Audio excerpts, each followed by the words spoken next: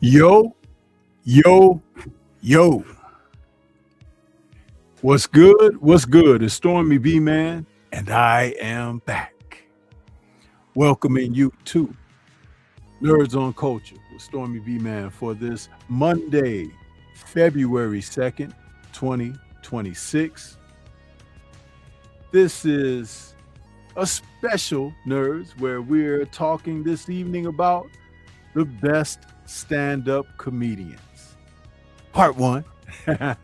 And this is number 152 in the series of Nerds because we cover the culture.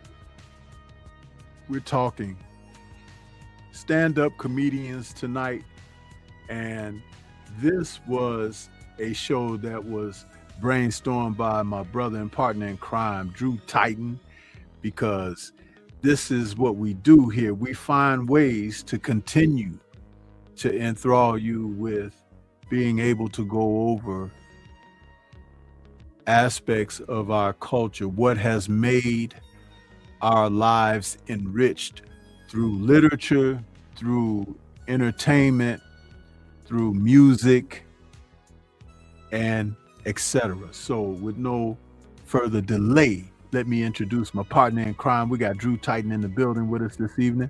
What's going on, bro? How you feel? Salute, good brother. It's going to be a good show. To the youngins, we're going to take you back to where your favorite comedians today got their inspiration from. And your favorite comedians today will tell you where they got their what you call swag from and why the guys we're going to talk about this evening are inspirational. And actually, there are some stand-up comedians that we won't get to tonight, but we're going to stick to some core ones today. So enjoy. Yeah, the core that you selected, I find no problem with. I probably would have selected the same ones because they are so embedded in our culture, man, in our everyday lives. Excuse me, I'm distracted. I think I see a spider. I have to watch out for them spiders, man. It's like, shoot. But yeah, um, growing up, I'm from the era where they were listening to comedians on albums, and they play these X-rated albums at home, my parents and stuff, and it's so funny because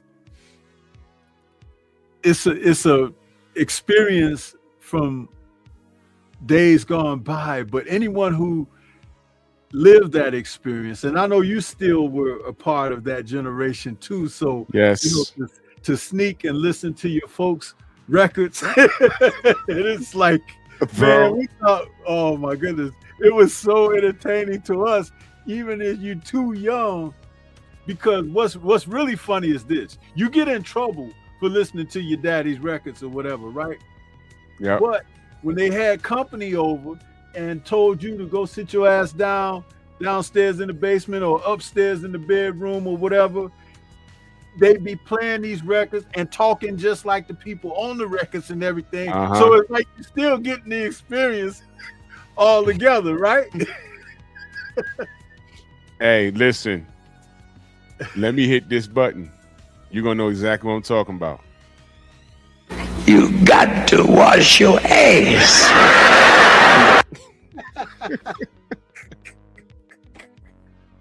Shout out to Red Fox. Yes, sir. Everyone had, if you were black, you had that album in your crib. I'm telling. Do you remember the? Do you remember the album cover to that? Yeah, man. Dude, do you remember the album cover to Richard Pryor's That Nigga Crazy? Yeah.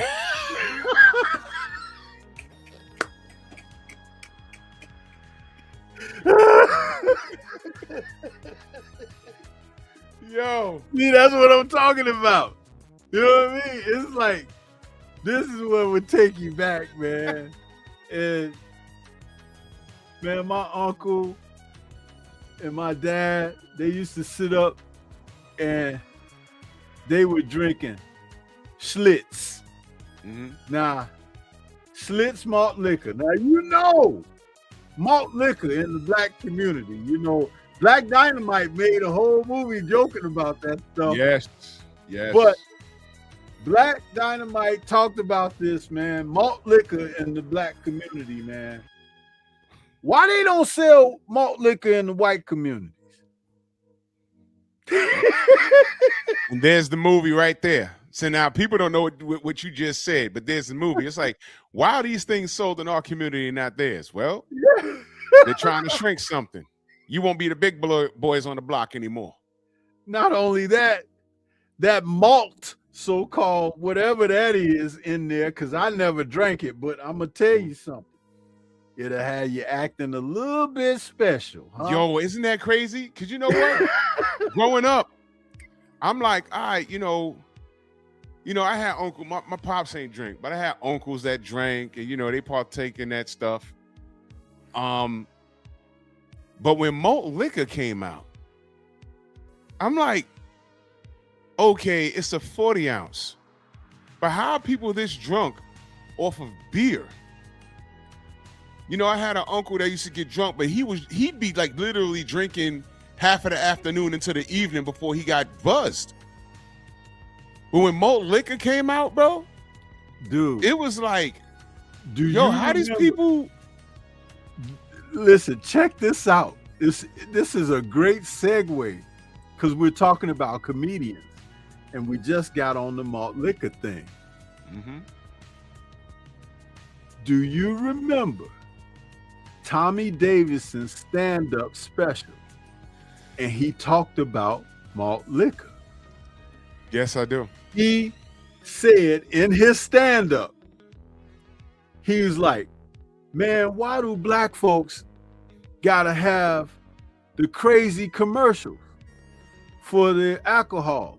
And then he said, like, the white folks, when they have their commercials, they have a nice jingle and they singing and they all suave. He's like, here's to good friends. Tonight is kind of special. The beer will pour. You know what I'm saying? Talking about low and brow, right? Gotta be And low then and he brow. Yeah. Then he say in the black commercials, it's like, look out for the bull, and the people running for their life. Yeah, and the running bull for their is lives, chasing yeah. them. It's like, Man, Tommy Davidson nailed it, bro. That was it right there. wasn't that something? He pointed that out. He was like, you know, remember, he was talking about the same thing like with McDonald's. You know, they show the white folks in the McDonald's commercial. It's like, you can have your break today, you know. And then he was like, when it's the black people, it's, I got a taste for McDonald's. It's like, it's all. Everything about us was different, man. Stormy, do you know? Oh my in goodness. Harlem, that was the first place I saw McDonald's. Literally, the sign said Mickey D's, because we named it Mickey D's.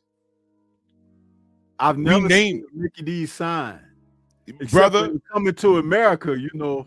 It was McDowell's and Coming to America in Harlem. Right. I was walking down 125, up the block from the Apollo. There was a McDonald's there next to the State Building, and I did a double take. It says Mickey D's, but it's McDonald's. It is, but it said because we used to call it Mickey D's growing up. Like, yo, let's go to Mickey D's. Right. In Harlem, brother. The McDonald's says Mickey D's. And I said, yo, and this was decades ago. And I looked and I said, that's crazy. That means they listen to us. They respect what we do. Everything we do is special. Mickey D's. Isn't that like against the copyright or something to make it like a Mickey D's? Because like I said, I've never seen it before. And I'll tell you something else. If you look now, it don't even say McDonald's no more. It's just the golden arches. Yep. They don't even use that word no more, really. They may have it on little, you know, parts of the paper box or something, but it's like the golden arches is what symbolic of what that is. But anyway, you know, again, talking about segues and that whole thing about Tommy Davidson, because he's a comedian, right? And he did that. And it's so memorable. It's like it makes us, it takes us back to exactly what we're saying. And Young Deezy is totally correct when he says Illin in Philly. That was the name of his routine when he did that special. And I forget what year that was, but that was in the early 90s, I think, when Tommy Davidson did that. But yeah, salute to him for that. But we're gonna get right on into the show, and we're gonna start off with one of these personalities. Oh, they closed it. My bad. I'm sorry. They closed it. They closed what? After 34 years, that McDonald's closed down. It was on 134th Street, but there was one on 125, and they closed. I don't go down there a lot. It's not far, but I don't go down there a lot. You know what I'm saying? But anyway, I just Googled it. Okay. Yeah. Yeah, but we're gonna kick things off where we will open up. And Drew had a wonderful idea about bringing this particular person into the conversation because it is someone that everybody needs to kind of check out when you talk about stand-up comedians. And that person will be none other than Lenny Bruce. Now stop for a moment. Who in the chat knows who Lenny Bruce is? Anybody? Y'all might not know. It's okay. I didn't learn about this man until maybe the late 80s. There was no internet, but my OGs had to tell me who Lenny Bruce was. If realistically, we all in our community talk about Red Fox because he was edgy and vulgar, but this is the guy. This is the guy that censorship chased. It was him. Let me go to Wikipedia. 1950s, Bruce's roommate was comedian Buddy Hackett. Stormy, of course, you know who Buddy Hackett is. Yes. He used to promote Breyer's ice cream. I remember he had to deal with Breyer's ice cream. He used to talk about ice cream. And he appeared on a Patrice Munsell show from 57, 58, calling their comedy duo not ready for prime time players. 20 years after that, cast of Saturday Night Live used the same name. In 1957, Thomas introduced Bruce into the Slate Brothers nightclub, where he was fired the first night for what Variety headlined as blue material. This led to the theme of Bruce's first solo album, Berkeley-based fantasy record, The Sick Humor of Lenny Bruce, for which Thomas photographed the album cover. Thomas also photographed Bruce's other covers, acted as a cinematographer on abortive attempts to film their screenplays, and in 1989 wrote a memoir of their 10-year collaboration, Lenny Bruce, The Making of a Prophet. 2016, a biography of Frank. I'm saying all these names, but just try and follow the bouncer ball here. He released 2 albums of material on Fantasy Records, later accomplished and re-released the Lenny Bruce originals. Branded a sick comic, Bruce was essentially blacklisted from television. And when he did appear, thanks to sympathetic fans like Hugh Hefner and Steve Allen, it was with great concessions, the broadcast standards and practices, jokes that might offend, like the routine on the airplane glue sniffing teenagers, and that was one that was done was it was done live on the Steve Allen show. He worked with Elizabeth Taylor. A lot of his stuff was unscripted, but the man was vulgar. The man was vulgar and hard-edged, and he was spontaneous. And you got to understand, you might find some Lenny Bruce today, and it'll be normal based off of what we listen to. But you got to understand, in the 50s and 60s, they just didn't do things like that. You couldn't say tit on TV. You couldn't say bitch on TV. This guy was cutting edge. And in some places, I heard he actually left in handcuffs because of what he said on stage. All right. His last name is really Schneider. I think he's Jewish.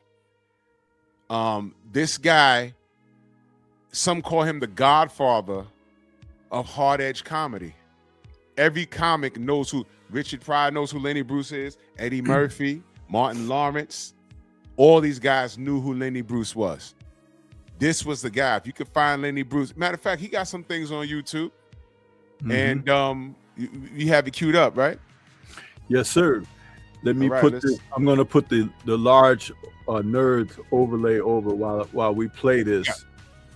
But here's a little excerpt of a piece of Lenny Bruce, you guys. Check this out.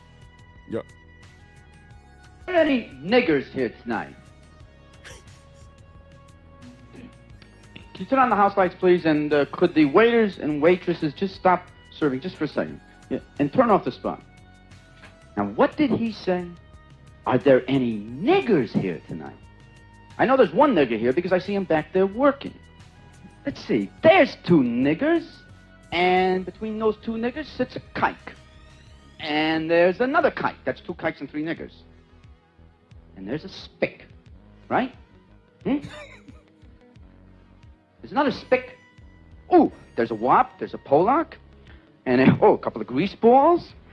And there's 3 lace curtain Irish mix. And there's 1 hip, thick, hunky, funky boogie.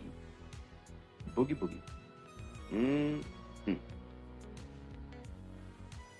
I got 3 kikes here. Do I hear 5 kikes? I got 5 kikes. Do I hear 6 spicks? I got 6 spicks. Do I hear 7 niggers? I got 7 niggers. Sold American. I've passed with 7 niggers, 6 spicks, 5 nicks, 4 kikes, 3 guineas, and 1 wop. You almost punched me out, didn't you? Well, I'm just trying to make a point, and that is that it's the suppression of the word that gives it the power, the violence, the viciousness. Dig. If President Kennedy would just go on television and say, I'd like to introduce you to all the niggers in my cabinet. And if he'd just say nigger, nigger, nigger, nigger, nigger, every nigger he saw, boogie, boogie, boogie, boogie, boogie, nigger, nigger, nigger, nigger, nigger, till nigger didn't mean anything anymore, then you'd never be able to make some 6-year-old black kid cry because somebody called him a nigger in school.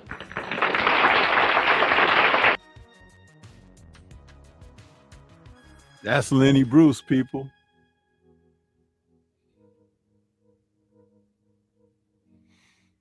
Y'all awake yet? Y'all see why I put him on this list? Y'all see why I play with that word? Y'all see why there's a Monkey Tuesday tomorrow? Not Red Fox, not Richard Pryor, not Eddie Murphy. Lenny Bruce. This man was arrested getting off of stages. This man was blacklisted from television. This guy he started it all for censorship. The government got together and said, we got to do something about this because there's going to be guys trying to follow in his footsteps, man. We got to do something about this. And they did, but it's a fine line because then we're in America, censorship. And he was actually making a point. It was vulgar, but he was making a point. It wasn't just blindless comedy. Growing with Soul, salute to you. I see you, good brother. Salute to everybody in the chat, man. But y'all, a lot of y'all never heard of it. Now you gotta understand, it's still kind of shocking now. But this was the 60s. He said Kennedy, right? This was the 60s, y'all. The 60s he was doing this. Unheard of. You had to buy the album to hear that. This was never on TV. The only time you heard of him was when he was getting arrested. And you're like, well, what did he say? Got to buy the album. Lenny Bruce, ladies and gentlemen. Google him. Just amazing, man. It's like, and again, a part of culture. When we talk about this, do you know, like, back in the early 70s, when we had some of our greatest sitcoms, the word nigger was spoken on TV like you would say hot hat.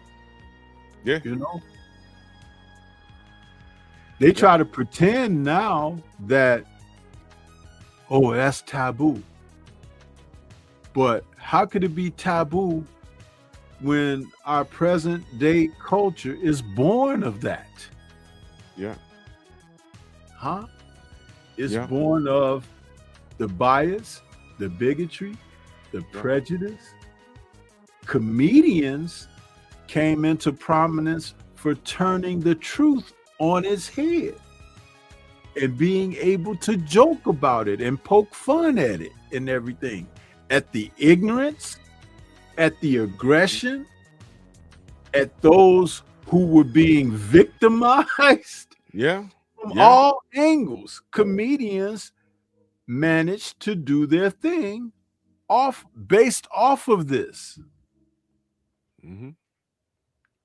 Some better than others, some more stronger than others, the messages that they would send, and it was really that significant and impactful on our society.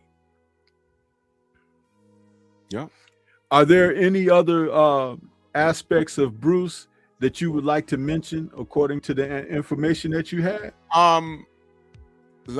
When did he, in reference to, legal problems, Bruce's desire to help his wife stop working listen to this, y'all.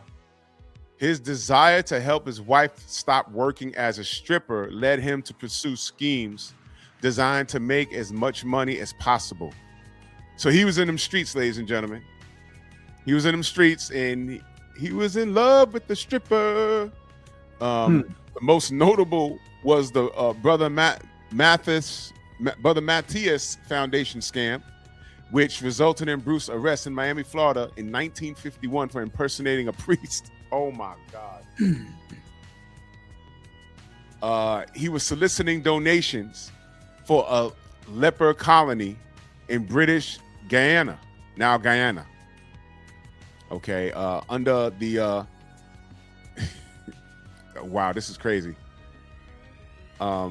He allegedly charted he charted the ministry with his name, and the name was it was known as invention, but possibly referred to the actual brother Matthias, who had befriended Babe Ruth at the Baltimore orphanage where Ruth had been confined as a child. So he was using people's name to build this ministry. This is bad. This is all bad. While posing as a laundryman, Bruce stole several priests' clergy shirts. This is out of a movie. And a clerical collar. He was acquitted because of the legality of the New York State Chartered Foundation, the actual existence of the Guyana leper colony, and the local clergy's inability to expose him as an imposter. Later, in his autobiography, How to Talk Dirty and Influence People, that's literally a book. How to Talk Dirty and Influence People. Sounds like a lot of YouTubers, right? Exactly. I was just thinking that.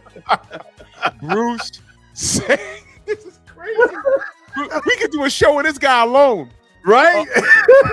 Bruce said that he had made about 8,000 in 3 weeks, sending 2,500 to the leper colony and keeping the rest. Now, up here they have obscenity arrest. I told you this man has been arrested several times. Let me just give you an example. 1961, October 4th, Bruce was arrested for obscenity at a jazz workshop in San Francisco, where he had used the word cocksucker and said that to its preposition, come as a verb, that the sexual context of come was so common that it bore no weight, and that if someone hearing it became upset, he probably can't come. Although the jury acquitted him, he went to jail for this. There was a charge. Okay, although the jury acquitted him, other law enforcement agencies began monitoring his appearances, resulting in frequent arrests under obscenity charges. I'm telling you, if one wasn't done, because I haven't checked, there need to be a movie or a documentary about him. This guy set the standard. He forced what's the FCC that Howard Stern was fighting with all these times before he went to satellite radio. He was on K-Rock out here in New York. Every time they would buzz him for something, he wasn't even cursing, but he was forcing the envelope. He wasn't being profane. Right. But he was walking that line where people were listening to him like, what? I remember I was listening to him one morning, and they just stopped the show, and it was only 10:30. We said, what happened to Howard? The next day, we're in the squad car, and then he gets on there, and he was screaming and hollering, but he wasn't cursing. And he was like, yeah, the FCC, they stopped my show. I didn't even know they stopped it. I was being aired on the West Coast, but people in New York were calling their relatives in Idaho, talking about, did Howard get off the air? What happened? I said, yo, they cut him at 10:30. Oh, man. I was like, oh, he didn't know because he kept doing the show. But in New York, on the East Coast, New York, New Jersey, Philly, up and down the East Coast, they cut it off. And that's part of the reason why he went to satellite radio. But he was the first official shock jock. But understand, ladies and gentlemen, it all came from this guy. Howard Stern was the first shock jock to force the envelope. But when it came to stand up, it was Lenny Bruce. In the 60s, the 50s and 60s. He was also a writer, and I read earlier, he was blacklisted from television, and he's as white as they come. But they said, nah, this guy's too hard-edged. We can't deal with him. But realistically, this guy's a bit of a legend. Yeah. And that was amazing, man, that the impact that he had. And some of that information that you dropped, I didn't even know. He's been arrested several times. And man, come on. I think he might have messed around and invented the FCC. They might have started the FCC because of him. Because of him, yeah. Yep. They were doing it to musicians soon after. The Who, they couldn't perform in certain places because he was getting arrested. Val Kilmer played the hell out of that role. You ever saw that movie, The Who? No, With I Val didn't. Kilmer? I did not see that. I forget the name of the lead singer of The Who, but Stormy, he looks just like him. Val Kilmer became him. And I watched that film. It's creepy. Hold on, let me pull it up for a minute. The Who. That's another show, Stormy. Movies about musicians. Okay. Oh, I thought it was The Doors. I'm sorry, you're right. It's The Doors. I'm bugging. It was The Doors. Yeah, but I still haven't seen it. I haven't seen The Doors, but It's The I'm Doors. aware that Val Kilmer played that Hey, role. bro. Jim Morrison. Val Kilmer was Jim Morrison. It was creepy. It was creepy as hell because there's a famous picture that Jim Morrison took, and Val Kilmer retook that picture. This was before AI and all this other stuff. It was legitimately him. I said, man, but goodness, man. And Jim Morrison in certain cities was getting arrested for performing certain songs and getting escorted off the stage in handcuffs. Yeah. I got that song on my phone. Break on through. I recorded. I put it down. Yeah. So I think Lenny Bruce messed around. He may have been the start of the FCC. The FCC probably was invented because of him. Let me Google that. FCC origins. FCC origins.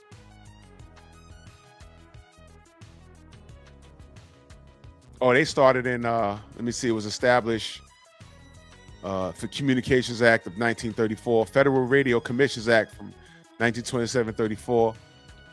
It had an original purpose. The efficient communication services available to all U.S. people, including the national defense of safety. Okay, evolution. The act expanded the scope of previous regulations to include emerging technologies, consolidating authority over radio, telegraph, and telephone services. So they started monitoring what was said over the air. And yup, started in 1934. But guys like Lenny Bruce made their jobs very difficult. And Howard Stern sparked off all of this. And if y'all remember Star and Buck Wild in New York, Star is on YouTube now. Star's on YouTube. Star and Buck Wild used to listen to them. You know, he was a rival of Howard Stern, but he was on urban radio. And I remember the infamous when Aaliyah died in the plane crash and he made a joke.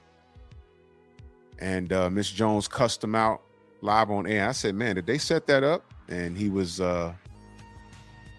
suspended, but come to find out that was his idea to suspend him. And it was crazy. It was Star was really forced the envelope in on urban radio he did.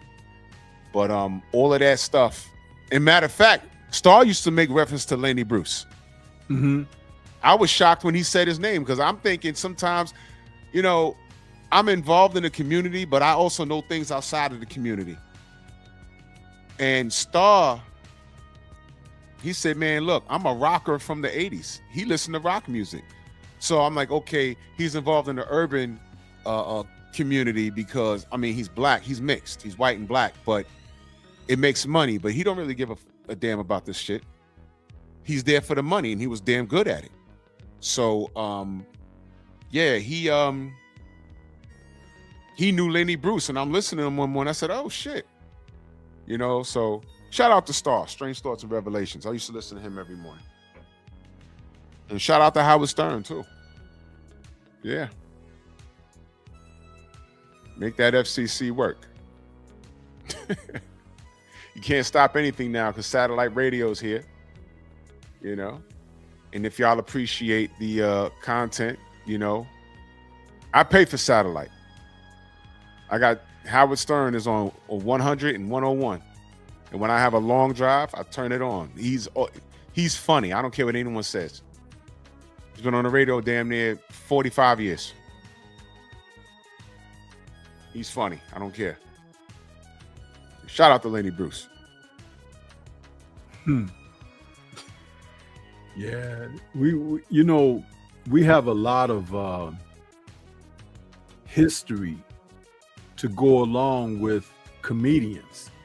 And it's so interesting because like the artists that we're featuring this evening, they're males, but they're females. And in fact, maybe when we come back with the next part, we can kind of like gear that toward them to give them the shine too, because even going back, you know, I discovered this music station, Drew in chat, that plays X-rated music. What is that? And I'll tell you off the air, because we do a show on it, you know. But yeah, and let me tell you something, bro. Songs that, and I'm talking about like from the 50s and stuff like that, man. You would not think. No. I you know, when I first heard Clarence Carter Uncut, I said, this was a real song, wasn't it? Dude, they got, and there were women who sang these songs, bro. And they sang, like, you think Lil Kim and them was Nicki Minaj and them, they ain't got nothing on these women. And the women can sing too, bro. Sing, not rapping. Listen to some of those blues songs. I know, I heard some of them. My goodness, bro. You won't know when you're a kid, you're not paying attention, but then you grow up, you're like, is she talking about back shots? Yeah, she is. Exactly. Lord, my gut hurt. This girl came through, took that log, and I had to make up some collard green stew. And you're like, what is she going with this? Yeah. You got to put it all the way inside if you want me to ride. All kinds of stuff, man. Yo, Millie Jackson. Thank you, DP Rocker. Millie Jackson. She had a whole show where she was going through the crowd grabbing men's junk. I was like, what is this? Hey, bro. No, Jamal Davis over there on Rumble. Salute to you. This was not subliminal, brother. This was not subliminal. They were intentional with that. They were saying it. They were saying the words. They were saying the slangs. I was like, I couldn't believe I found the station, bro. And last year is when I found it. And we gotta do a show on it. It's funny because I didn't want to mention it until I had a chance to. And this show kind of brings it. You see how when we do content, it just brings more. And this is like, listen, what's so great about what we do here? This is culture. This is a part of you and I and our families, our people. It's like, and I ain't talking about just Black Americans. You know, it's like, this is the real deal. Yeah, we got to do that show. Yeah, definitely. People want to be out there and do this stuff, this foolishness, talking about the improper stuff and trolling and all of that. But anyway, let's move on to the next artist here. Ah, my guy. This gentleman here. He's one of the GOATs. Oh, my goodness, man. He and Richard Pryor were like two sides of a same coin, man. Just one was light and one was dark. Huh? Yep. Amazing artist here. George Carlin, man. For those of you young cats that don't know who George Carlin is, everybody in the chat follows BFTB. He's the man in the beginning of his video sometimes that says, tell us in your own words. Do you really have your own words? That's George Carlin, y'all. Yep. This guy was a genius in how he performed. He didn't stutter. There were no mistakes. As a matter of fact, you know where I got that car fire thing from? Him. You know why? One of his stand-ups, he had a heckler. And he burnt that dude so quick. And you know how fast he be talking, right? Right. And at the end, he said, F you, I hope your kids die in a fucking car fire. And I fell out my seat. So when I was talking to Sugar Hill that day, Stormy, it just rolled off my tongue. I didn't mean to jack his style. It just rolled off. I said, man, you know, when I figured you was in cahoots with Tyson Fury, I said, I hope both of y'all die in a car fire. It was like George Carlin spoke through me. That's where I got it from, this guy. Oh, yeah. Some amazing stuff there, man, talking about this gentleman here. Uh-huh. Yeah. George Carlin, born George Dennis Patrick Carlin, May 12, 1937 to June 22nd, 2008. He passed away at the age of 71. He was an American stand-up comedian, social critic, actor, and author. He was known for his dark comedy and reflections on politics, English, psychology, religion, and taboo subjects. That's perfectly describing him. Perfectly. Exactly. Carlin was a frequent performer and guest host on The Tonight Show starring Johnny Carson, and hosted the first episode of Saturday Night Live in 1975. The first of his 14 stand-up comedy specials for HBO was filmed in 1977, broadcast as George Carlin at the USC. From the late 80s onward, Carlin's routines focused on social cultural criticism of American society. He often commented on political issues and satirized American culture. His 7 dirty words routine was central to the 1978 United States Supreme Court case FCC versus Pacifica Foundation, in which a 5-4 decision affirmed the government's power to censor indecent material on public airwaves. Carlin released his first solo album, Takeoffs and Put-Ons, in 1966. He won 5 Grammys for Best Comedy Album for FM and AM in 1972, Jammin' in New York, 1992, Brain Droppings, 2001, Napalm and Silly Putty, 2002, and It's Bad For You, 2008. The lattermost was his final comedy special, filmed in less than 4 months before his death from cardiac failure. Yeah. This gentleman here was so significant in the world of stand-up and everything. And I'll play this clip from George, but it doesn't do justice simply because we can't go too long with these. So we're going to play this little clip from George Carlin. Some people are really fucking stupid. Did you ever notice that? How many really stupid people you run into during the day? God damn, there's a lot of stupid bastards walking around. Carry a little pad and pencil with you. You wind up with 30 or 40 names by the end of the day. Look at it this way. Think of how stupid the average person is, and then realize half of them are stupider than that. And it doesn't take you very long to spot one of them, does it? Take you about 8 seconds. You'll be listening to some guy. You say, this guy is fucking stupid.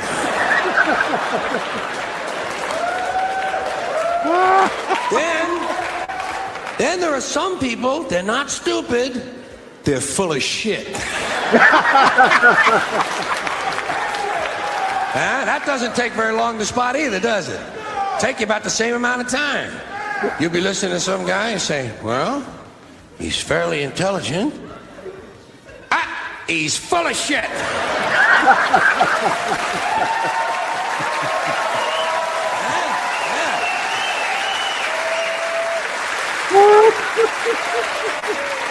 Then there are some people, they're not stupid, they're not full of shit, they're fucking nuts.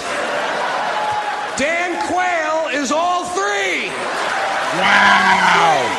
Stupid, full of shit, and fucking nuts.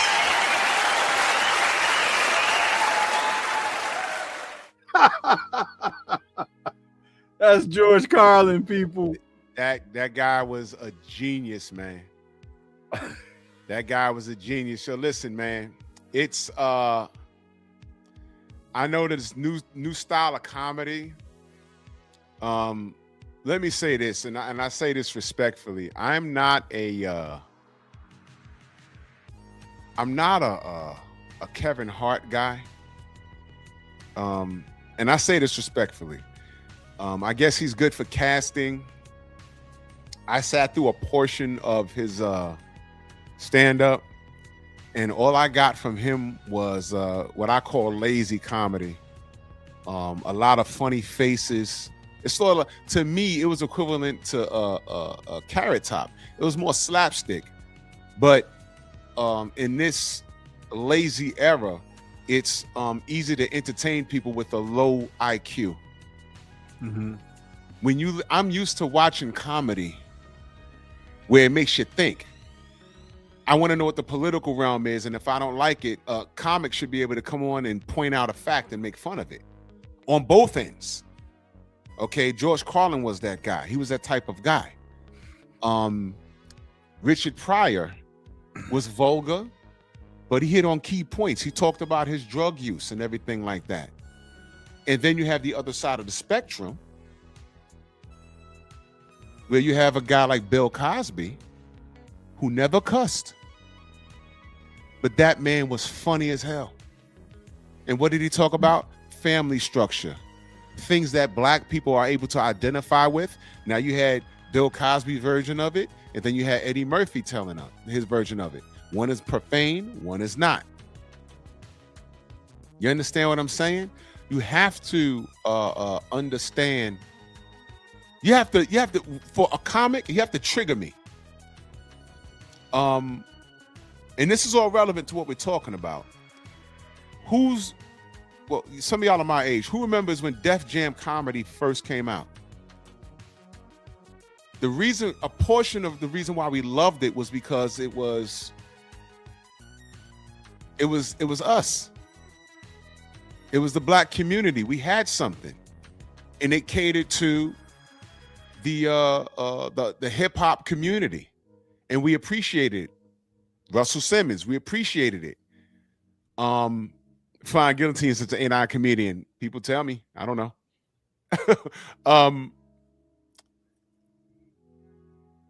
There were some good comedians that came through Def Jam comedy, but there were some guys that weren't even funny. They were just vulgar.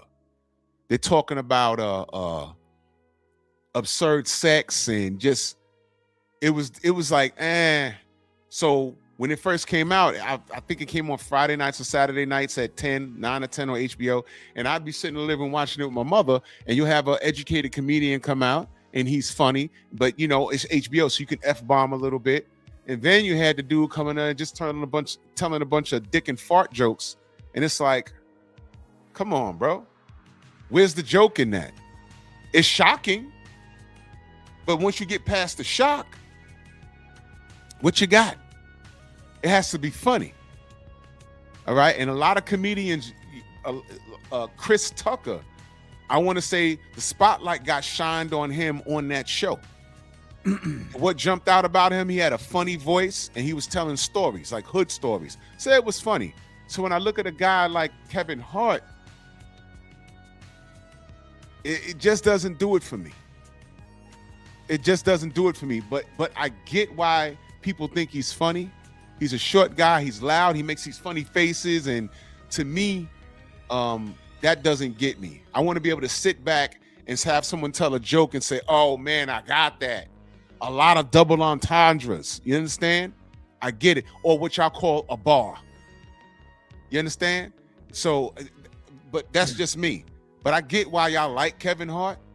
Or even be a great storyteller. Right. You know, right. to tell a story of an incident, happening, circumstance that can take a person from a point A to point B and make them live the experience. Right. And find the relatable humor in it all. Yes. You know, that is a very important talent that comes through with the best of the comedians. Just like when we were just playing George just then, when he said that, you know, you could be listening to a guy and you could say, that guy is full of shit. You know, it's like, you know, but it's true. You've actually sat up and said that, you know, about somebody.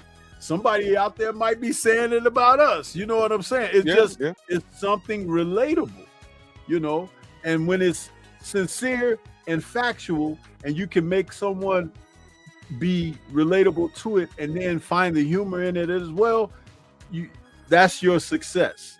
It's what elevates you in that stratosphere.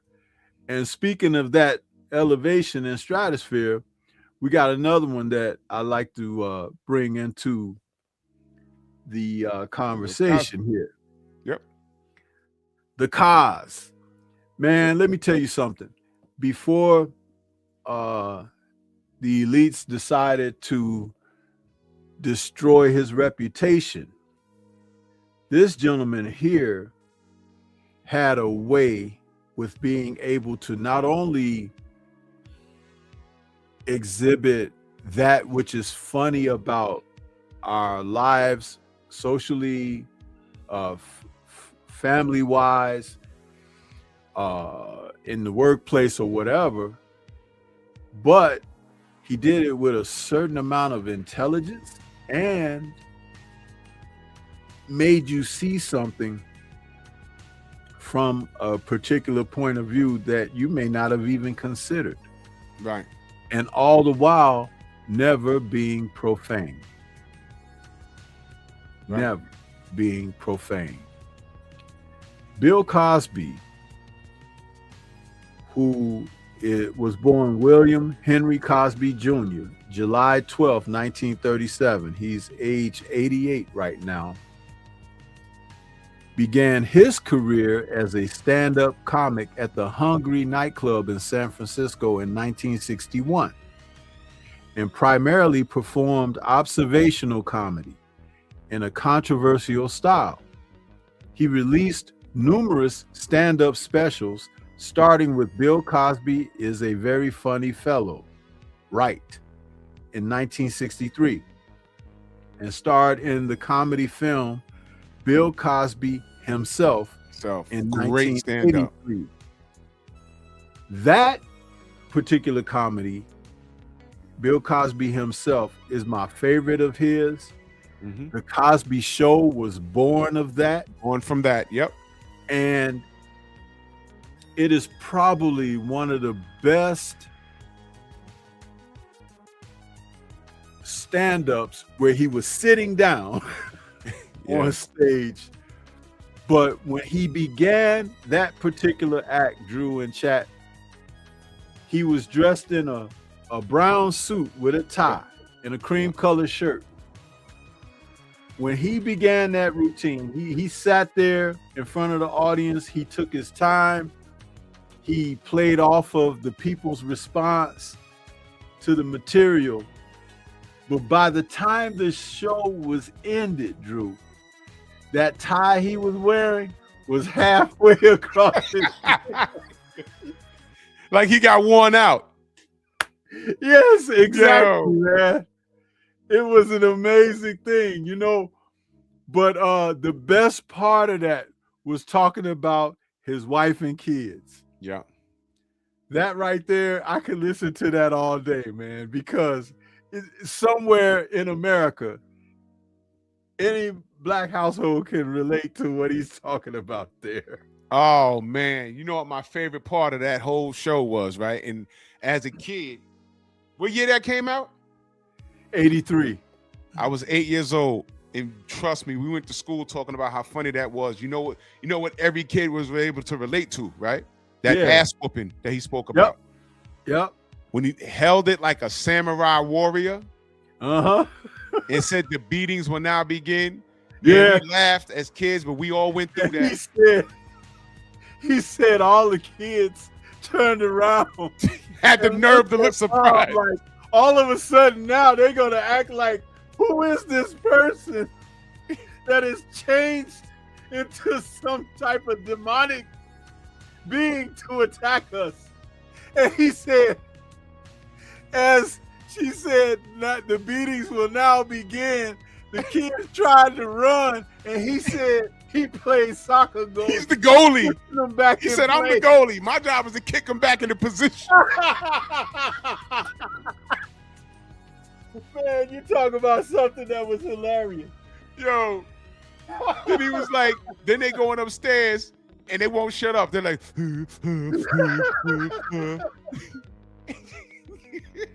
And mom say, you better shut up or I'll give you something to cry about. He said she holds the broom like a samurai warrior. And she said she makes an announcement the beatings will now begin by saying, I have had enough. Oh my goodness, man.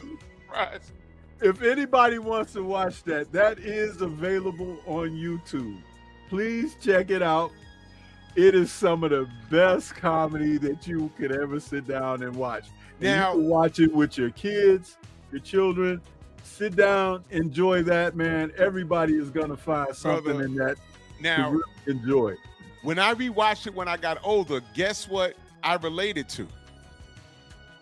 What's when that? She made him get up to make breakfast.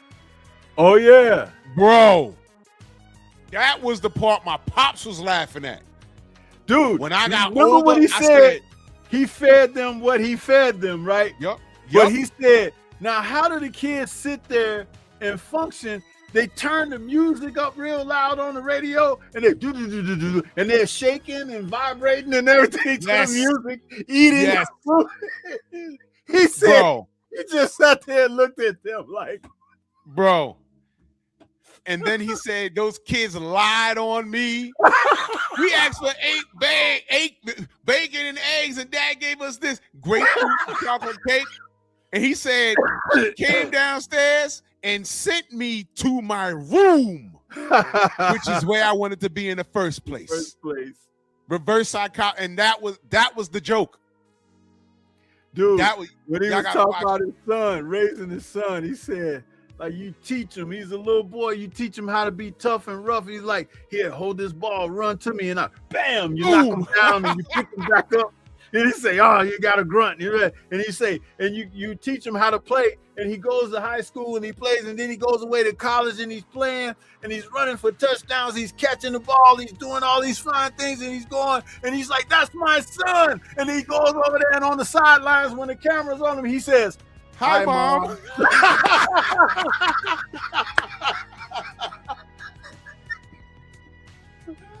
Oh my goodness. It's like, what the fuck? Oh. Now, Drew, you know that is funny as hell because it is true. It is true. Yep. Oh my goodness, man. That's funny as hell. Bill Cosby himself, 1983. That's one of my favorite stand-ups. Yeah, one of my favorite ones. I got this one clip that I'm going to play of Bill. Check this out, you guys. This is a short one where Bill is talking about Jeffrey. Oh, Jeffrey on the airport. Little Jeffrey. Little Jeffrey.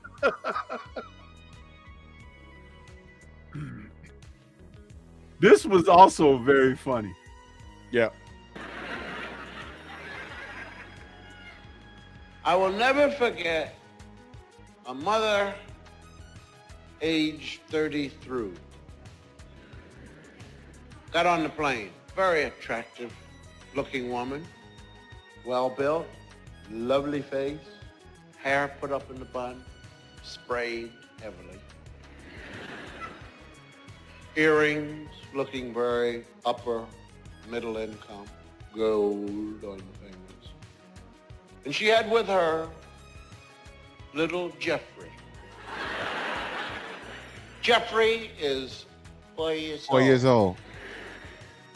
I know that because Jeffrey kept walking around the plane. Just anybody, I'm 4 years old. I'm 4 years old. I was 3, but now I'm 4 years old. Little Jeffrey. I remember his name not because he said to me, I'm 4 years old, but because Jeffrey's mother said his name all 2,500 miles of the trip. Nobody on first class could sleep because the woman, Jeffrey, will you get down? Jeffrey, don't do that. Jeffrey, come over here. Oh, look at what you've done, Jeffrey. You kicked the Jeffrey. Will you please, Jeffrey? Put your jacket. Don't do that, Jeffrey. And Jeffrey would stand up in the chair and look at the little man behind her. I 4 years old. And nobody could sleep. Just Jeffrey come. And then Jeffrey would get out. She'd down. Jeffrey run around with chocolate on his hand. Put it on your trousers. I'm 4 years old. Jeffrey, get over. Don't you see what you've done to the man? Jeffrey, don't do Jeffrey. Sit down. Jeffrey, and she'd sit him down higher and higher. She'd lift him and hold him and let him drop. Jeffrey. And Jeffrey, be quiet. And then Jeffrey would cough. People began to hate Jeffrey. One gentleman invited Jeffrey into the men's room to play with the blue water. Ew.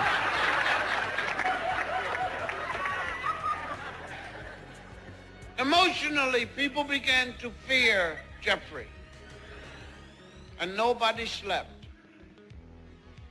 5 minutes before the plane landed, Jeffrey fell asleep. Uh-huh. And grown people in first class took great delight as they walked out in waking Jeffrey up. Goodbye, Jeffrey. And they laugh, sounding like Renfield.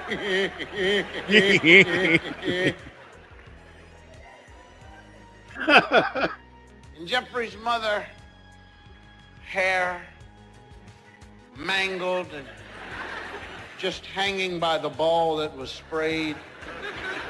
And the mascara had run, and the lines caused by her anger gone deeper into her face. She looked much older. She looked tired. She picked Jeffrey up. Jeffrey's little limp, sleeping body twitched. She carried him off. And there at the end of the runway, at the end of the ramp, rather, was Jeffrey's father, smiling, well-tanned, little red, white, and blue checkered golf pants on, short sleeved shirt. And Jeffrey's mother handed Jeffrey to the father and punched him dead in the face.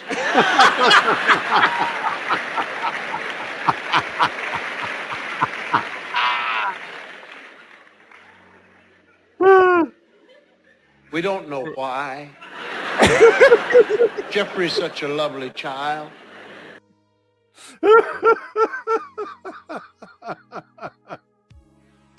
Yo, that's great. Isn't that funny, man? That's great. That's great. Bill Cosby himself, 1983. Yeah. And like I said, that's on YouTube. You guys can find that on YouTube. It is very funny, man. It was. That's funny, man. I remember that. The grown folks was being petty on the way out. Yeah, right. They was getting him back. Yep. 5 minutes before you land, he done terrorized the whole goddamn airplane. Oh man. Yes, sir. Who Well, else we we'll got move next? right along to the next one. Uh-huh. Got someone very familiar to you all. And this gentleman right here. There it is. The infamous red suit. Yeah, you guys Let me see. know that this man, he was the next man up after Richard Pryor. Yes. And had a certain way. But what was great was he came into our homes every weekend with Saturday Night Live when he appeared on that show. And he had a host of characters that he would play on Saturday Night Live. He would do Stevie Wonder. He would do James Brown, Mr. Robinson's Neighborhood, and famously Buckwheat. Oh, dude, when Eddie Murphy did Buckwheat on Saturday Night Live, people loved it. And then he had Gumby that he did. I am Gumby, damn it. But Buckwheat, do you remember when Buckwheat got shot? Buckwheat, I'm shot, bro. Brought to you by Mutual right? Life. It's like dun dun dun dun. Dude was like, "I'm Ted Koppel," and we just had it. Do you know why they did that? Famous. They did that because you remember Dynasty? No, Yeah. Dallas. When JR got shot, that was a big JR deal. got Who shot shot. JR? Yeah. They did Who Shot Buckwheat. Oh man, that was hilarious. Who That shot went on Buckwheat? for a few weeks, remember? Yeah. Because they played the hell out of that, man. It was like Buckwheat got shot. And he came out there, he was like, hey, what'd he say? I don't smoke no cigarettes or something. And the dude came and said, Mr. Wheat. He said, yes. He said, pow, he shot him. He said, oh, I'm shot. Yo, Dude, we laughed about that at school for a couple of days. Yo, wait a minute. When he did Buckwheat and they said Buckwheat has an album, Wookin' Panub in all the wrong places. Wookin' Panub. And then when he went to sing Betty Davis Eyes, they just put a bunch of question marks at the bottom. Yeah. Oh man, that was And he would say, Ote. Okay. Do you know in the NBC studios right here in New York, they have wax figures there? Well, I haven't been there in a while, but last time I was there, you go on a tour, and last time I was there, which was years ago, they had the mannequin of Eddie Murphy with the Gumby outfit on, with that making the mad face. Uh-huh. I just cracked up, man. The young cats don't know why I found that so funny. Because they don't know. Eddie Murphy as Gumby. I am Gumby, damn it. That shit was funny, man. This guy, Eddie Murphy, and this stand-up right here, Eddie Murphy Delirious, if you haven't watched it, a lot of the jokes he talks about may be outdated, but you gotta understand, the things he spoke about in the 80s, this guy was vulgar, but he was funny with the vulgarity. Right. He was very funny. And one of the things that I remember highlighted from this stand-up was Aunt Bunny. And you know what, Stormy? I'm not going to ruin it for anybody. If you haven't seen it, just go watch it. When he talks about Aunt Bunny. Because what you found out was Eddie Murphy, a lot of his comedy was ad-lib, meaning it was off the top of his head. Yeah. He didn't write shit down. He just spoke about it. Now, there's two major stand-ups that he did. This was the first one, Delirious. The other one was raw when he was in the purple leather suit. But go watch this one first. It's funny as hell. When he talks about Aunt Bunny, holy cow. I never laughed so hard. I had cotton balls flying out my mouth. Because you know why Eddie Murphy resonated with us? He was older than me, obviously, but he would kick jokes like the brothers used to do on the corner. He was on stage telling mama jokes, bro. Yeah, absolutely. That was funny as hell. This one clip I want to play of him, and like I said, I had to find condensed ones because we can't play too much of this stuff, right? And that's very unfortunate. But this is Italians after they've seen the Rocky movies. Oh. Yeah, I was in the club, man. I stopped. I ain't dancing alone because I just had a fight recently, and I said I ain't dancing. I went to clubs. You get into a lot. People get drunk, go to clubs and start fighting. I had a fight with an Italian dude right after around time Rocky came out. Italian, white people, period. Y'all go crazy after y'all see a Rocky movie because y'all believe that shit. Because the movies are so emotional and so real. You sit there and go like, hey, this is real. Yeah, and Stallone have y'all white people pumped, especially Italians. After Italians see Rocky, they come out the movie theater, they be like, Italians are funny people because they act like niggas. It's real funny. They do. They hold their dick more than us to be standing around with it. Get the fuck out of here.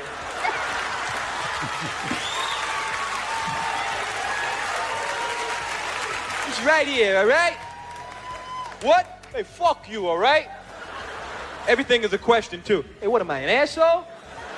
What am I, a fucking jerk? Get the fuck out of here. It's right here, all right?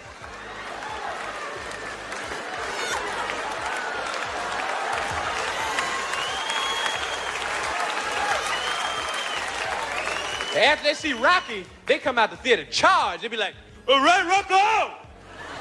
All right, Sly!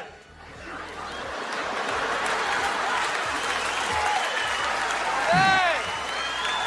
All right, Rocco! Rocco! Go up to people standing on line and shit. Hey, Paisan, you going in to see Rocky right now? Yeah. Great fucking movie. Great. You don't like this one. He comes out, Sly comes out, he breaks his big fucking nigga's face. He busts it fucking wide open. Fucking Moonlight laying on the floor, fucked up. It's fucking great. I fucking love it, man. All right, Rocco! Hey, you know something? At the end of this picture now, just between you and I don't want to ruin the surprise, but Sly wins this one again. You know, Shum, you know what I like about Stallone's movies? The realism, you know? Because, you know, that's the way you gotta fucking treat those fucking moolies. They think that they can fucking push you around because you're a big hot shot. Get the fuck out of here. Get the fuck out of my face with that shit. That's what I like about Sly. He goes in, and the moolies are beating him, and he don't fucking go down. He's not fucking going down. He comes in, he cracks the fucking moolie's hole like this. He falls on the ground. That's what you know something? You can really do that. You can really fucking do that. You see that fucking big moolie y'all stand over there? You see that black guy over there at the line getting some candy? Yeah, all right. Now, he's about 6'5". I'm 5'2". I ain't no big guy, all right? But I'm Italian. Watch this.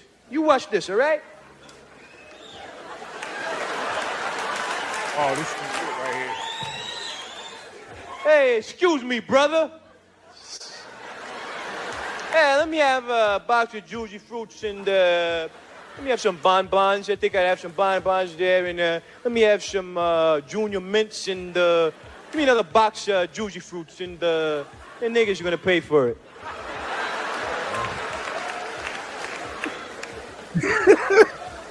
Excuse me?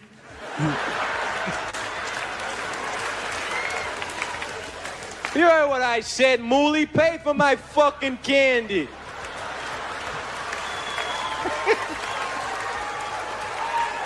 Or I'll kick your ass. Oh, you just saw Rocky. Look, little Italian white man. I enjoy Sylvester Stallone's movies too, but I'm waiting here to get some candy. I'm gonna go see a movie with my friend. Why don't you just go hop in your IROC Z28 and take your ass home? They drove. I'll kick your fucking ass. Then they hear that Rocky music. Hour later, woo, woo, woo, woo, woo, woo, woo, woo. He's not gonna make it. Big nigga named Abdullah's hand wrapped around his throat. And a box of juicy fruits rammed up his ass. He's not gonna make it.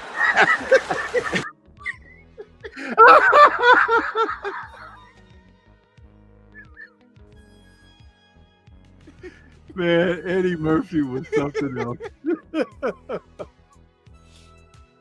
Oh Lord, these guys was funny as hell. And you know what? It's like and for most of us who are of a certain age, we've seen it so many times, but it's still funny, right? It's like that was Eddie Murphy when he was at his best, man. At his best. The movies didn't do him much justice. Not at all. His stand-up comedy was unmatched at that time, man. He was heir to the throne. He was a fan. He was a fan of Red Fox. He was a fan of Richard Pryor. He was a fan of Bill Cosby. Actually, in Raw, he told the joke about how Bill called him. Yep. And asked him to tone it down. If y'all didn't see it, go watch it. When Bill Cosby called him, he saw imitating Bill Cosby. Bro. Then he imitated Richard and said what Richard said about what Bill had to say. Yeah. Oh, bro, don't ruin it. Y'all gotta see it. It's funny as hell. It's funny, man. Eddie Murphy was a genius, man. And so is Richard. And we got to go ahead and jump right on into this one, man, because let's go right into it. This is like, we could call him the greatest. This is a clip on Richard talking about Jim Brown. Oh, shit. Oh, Stormy. Then finally, my old lady called Jim Brown up. Said, Jim gonna come over and tell you, fuck Jim Brown. I'll show Jim Brown. I'm the man. I don't give a fuck. Nobody afraid of Jim Brown here. And Jim was coming in the driveway. I got all nervous. Boom, jingling. Where's it? Jim Brown. Oh, shit. Let me get this motherfucker ain't gonna scare me. Let me get my pipe. Pipe said, come on, Rich. Me and you will show Jim. Don't worry about it. Shit, Jim, don't scare nobody. That's right, Rich. Jim come in the room. I started smoking. Hey, Jim. How you doing, bro?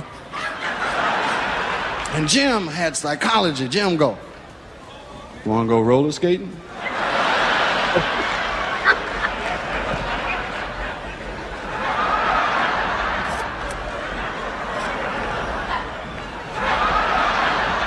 Pipe. Maybe you wanna go for a ride?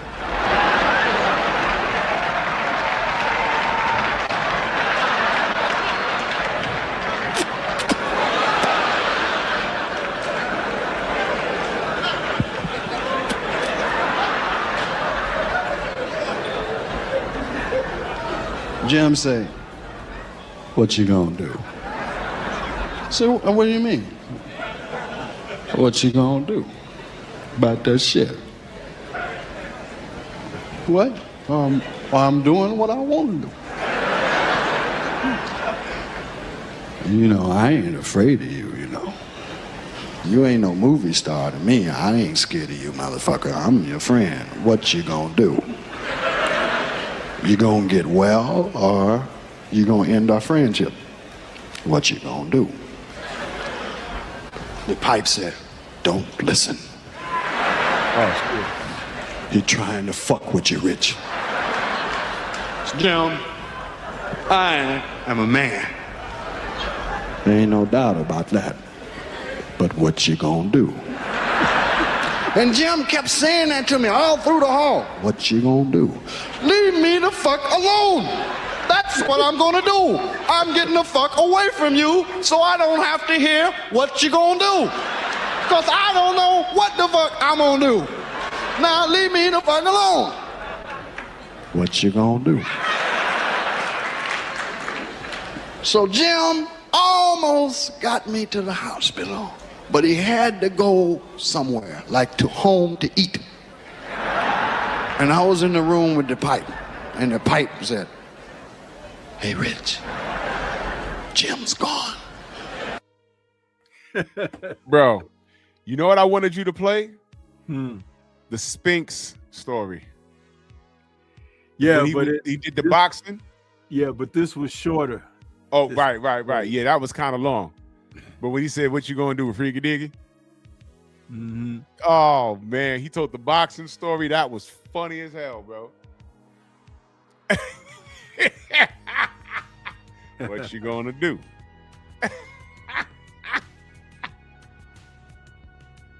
Yeah, This man. dude rich, boy. This dude rich, man. This guy's one of the goats, man. This guy's one of the goats. What you gonna do? Damn, that's funny.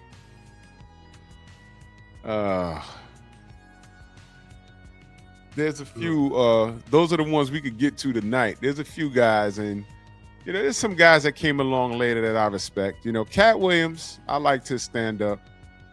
I like Bernie Mac, he was funny.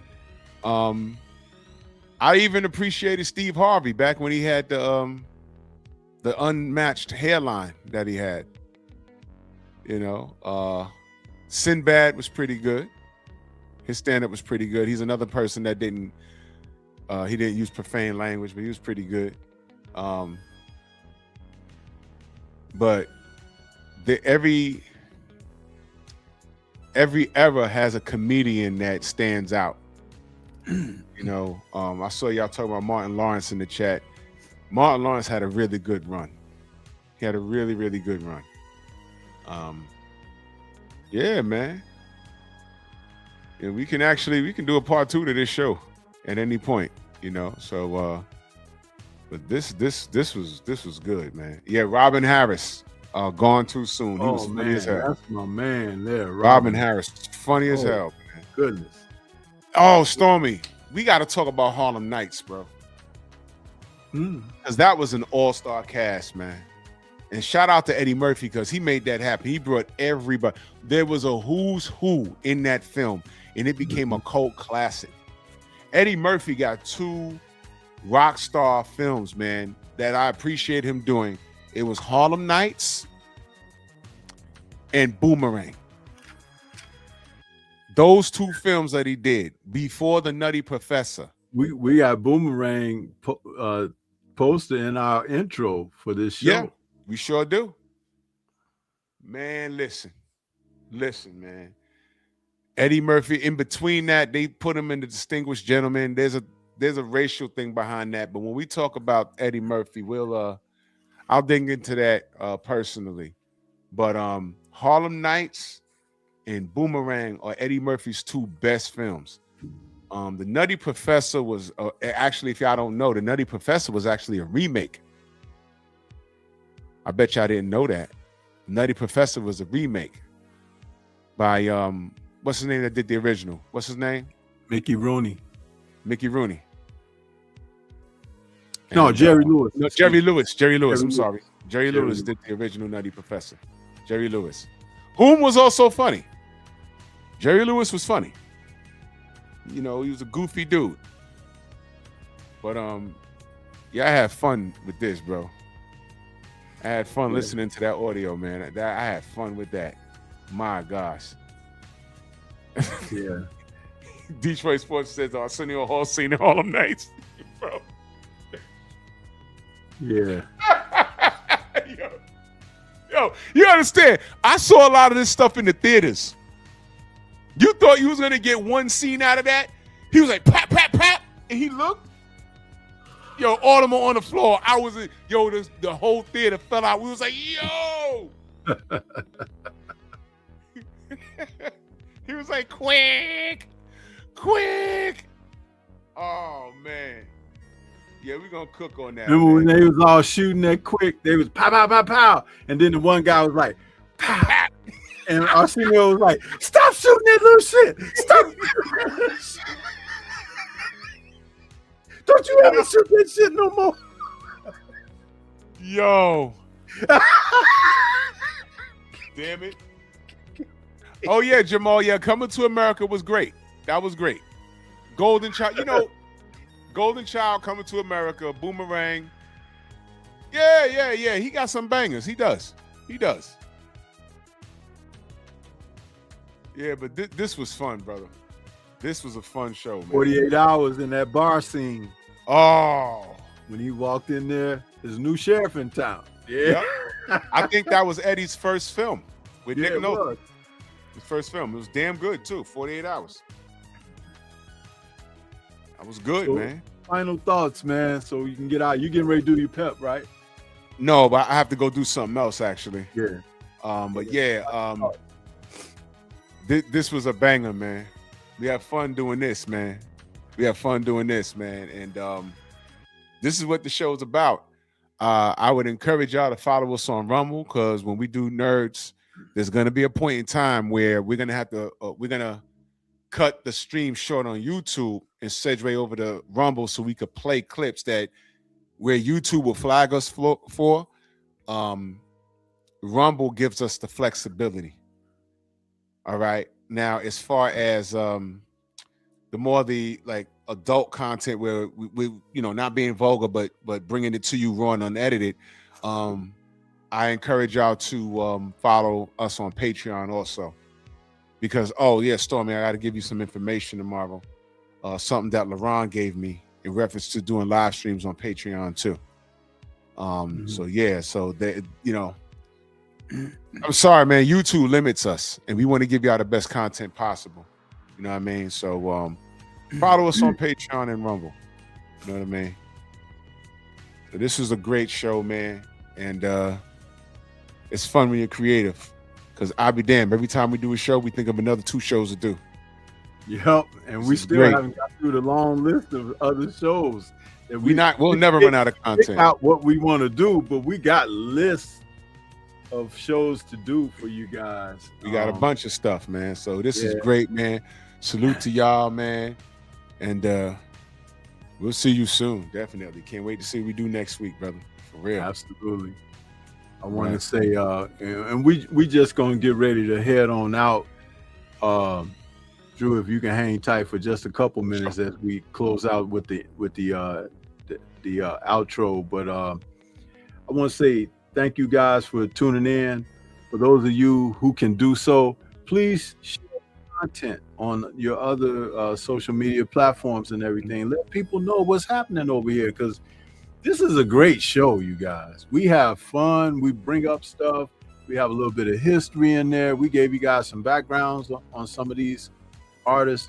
That's what we're supposed to do. We're supposed to keep this. Someone said in the chat earlier about us helping the next generation learn about this. A little bit of history in here too, and we're just trying to do our best with that.